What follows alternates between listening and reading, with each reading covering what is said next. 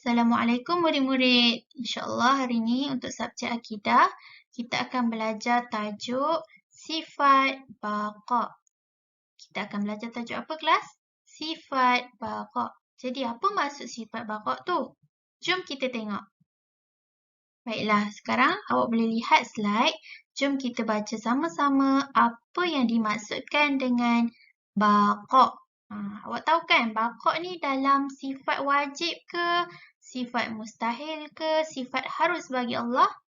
Sifat wajib. Ingat lagi ke tahun 2 awak dah belajar sifat wajib yang keberapa untuk sifat baqa' ni? Saya harap awak ingatlah sifat baqa' adalah sifat yang ketiga dalam sifat wajib bagi Allah. Ada sifat wajib bagi Allah ada berapa semua? Ada 20, tapi sifat baqa' ni merupakan sifat yang ketiga. Yang pertama, wujud, qidam, baqa'. Okey, sekarang kita nak tengok apa maksud baqa'. Lihat pada slide. Maksud sifat baqa'. Baqa' artinya kekal. Maksud dia apa kelas? Kekal. Allah tu bersifat kekal. Allah Subhanahu wa Ta'ala wajib bersifat baqa' dan tiada kesudahan baginya. Faham? Faham tak tahun 3? Awak jelas tak dengan ayat ni? Dia cakap Allah wajib bersifat baqa'. Maksudnya Allah tu memang sifat dia kekal dan tiada kesudahan baginya. Maksudnya Allah tak ada kesudahan dalam hidupnya. Mati, tak ada. Permulaan pun tak ada. Memang dia kekal selama-lamanya. Yang ketiga, Allah Subhanahu wa Ta'ala kekal selama-lamanya. Tidak ada batasan waktu dan masa. Okey, faham? Allah kekal selama-lamanya dan tak ada batasan waktu dan masa. Maksudnya macam mana? Kalau kita, manusia, kita ada waktu dan masa kita. Kita terbatas hidup kita. Allah dah tentukan. Okey, contoh Ustazah. Tamat hidup Ustazah akan meninggal waktu bila? Ustazah pun tak tahu. Maksudnya benda tu telah ditetapkan oleh Allah. Allah dah atur dah setiap diri manusia ada bila dia mati. Waktu bila dia mati. Waktu bila dia dilahirkan. Sama juga dengan binatang, kan? Allah telah jadikan binatang dan Allah juga yang mematikan binatang tu. Faham? Jadi benda-benda yang makhluk Allah buat, tumbuhan, lagi manusia, haiwan, bumi ni maksudnya semua ada batasan dia. Cukup masa dia mati. Tapi kalau Allah tidak, Allah sifat dia kekal. Itu yang dimaksudkan dengan tidak ada batasan waktu dan masa. Allah ni tak ada batas dia. Dia sangat apa? Sangat mulia, sangat berkuasa. Okey. Dan yang terakhir, kita wajib percaya bahawa Allah Subhanahu wa Ta'ala kekal selama-lamanya dan tidak binasa. Kita sebagai manusia, tambah lagi kita orang Islam, kita wajib percaya. Percaya kat sininya maksud beriman lah. Beriman bahawa Allah sifatnya kekal selama-lamanya dan tidak binasa. Binasa maksudnya tak mati, tak akan hancur, mati tak. Allah tak akan binasa. Baiklah, sekarang kita nak tengok pula dalil naqli, sifat baqa'. Okey kelas, kita dah belajar sebenarnya daripada awak darjah 1 lagi, awak dah selalu jumpa perkataan dalil naqli, dalil aqli dalam subjek akidah biasanya lah. Okey, jadi apa dalil naqli ni? Saya tahu awak dah darjah 3 pun tak ada lagi yang masih tak tahu apa yang dimaksudkan dengan dalil naqli. Awak kena tahu dalil maksudnya bukti. Bukti. Naqli maksudnya yang ada dalam Al-Quran ataupun hadis. Jadi dalil naqli maksudnya bukti yang ada dalam Al-Quran ataupun hadis. Jadi kita nak tengok apa bukti yang ada dalam Al-Quran tentang sifat baqa. Kita lihat, awak dengar Ustazah baca dalam surah Ar-Rahman ayat 26 hingga 27. Kullu man 'alaiha fanin wa yabqa wajhu rabbika dzul jalali wal ikram. Sekarang nampak tak? Ayat ni ialah merupakan ayat daripada Al-Quran. Jadi ini kategori dalil nakli. Ustazah kata tadi kalau apa-apa bukti yang datang daripada Al-Quran ataupun hadis, itu kita boleh cakap sebagai dalil nakli. Jadi jom kita lihat apa maksud dia. Maksudnya, segala yang ada di muka bumi itu akan binasa dan akan kekallah zat Tuhanmu yang mempunyai kebesaran dan kemuliaan. Faham? Jadi kalau kita lihat pada maksud ayat tersebut, pun dah cakap dalam Al-Quran pun dah kata, segala yang ada di muka bumi ini, kita, haiwan, pokok, segala yang ada dekat muka bumi ini akan binasa, akan hancur, akan mati. Tetapi dia kata apa? Kekallah. Kekallah zat Tuhanmu yang mempunyai kebesaran.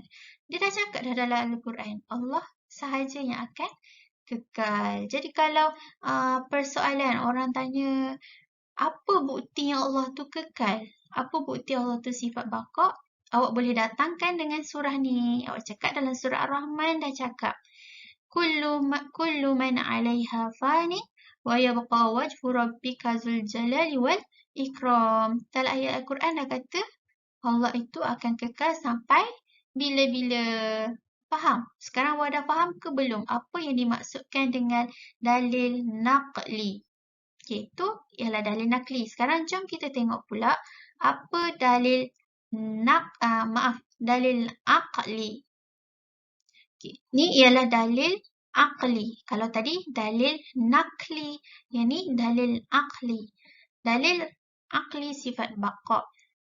Dalil, saya cakap tadi apa? Bukti. Aqli ialah yang kita boleh buktikan dengan akal kita, pemikiran kita. Jadi apa secara logiknya yang kita boleh cakap tentang Allah ni bersifat baqa, sifat kekal. Jadi jom kita baca, dengar Ustazah baca. Bukti dengan akal. Tengok Ustazah dah cakapkan tadi. Kalau tadi bukti datang daripada Al-Quran ataupun hadis. Tapi kalau dalil akli, bukti dengan akal. Bukti dengan akal menunjukkan Allah Subhanahu Wa Taala kekal.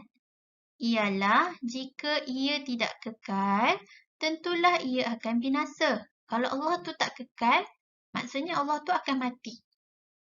Kalau ia binasa, kalaulah Allah tu mati, tentulah ada yang membinasakannya. Mestilah ada orang yang mematikan Allah tu. Kan? Betul tak? Jadi, ini tentunya tidak mungkin dan tidak diterima akal. Jadi, mana mungkin akan berlaku ada benda lain pula yang berkuasa untuk membinasakan Allah, untuk mematikan Allah. Faham tak kelas? Tahun 3, faham tak? Jadi, inilah dalil daripada akal yang kita boleh cakap Allah tu bersifat kekal, bersifat baqa. Sebab apa? Allah ni seorang sahaja. Allah ni yang seorang sahaja, yang maha satu, yang maha esa, yang maha berkuasa. Tak mungkin ada makhluk lain yang lebih berkuasa untuk mematikan Allah, untuk membinasakan Allah. Faham? Seterusnya, kita nak tengok pula tentang hukum. Hukum. Apakah hukum kita beriman kepada sifat baqa?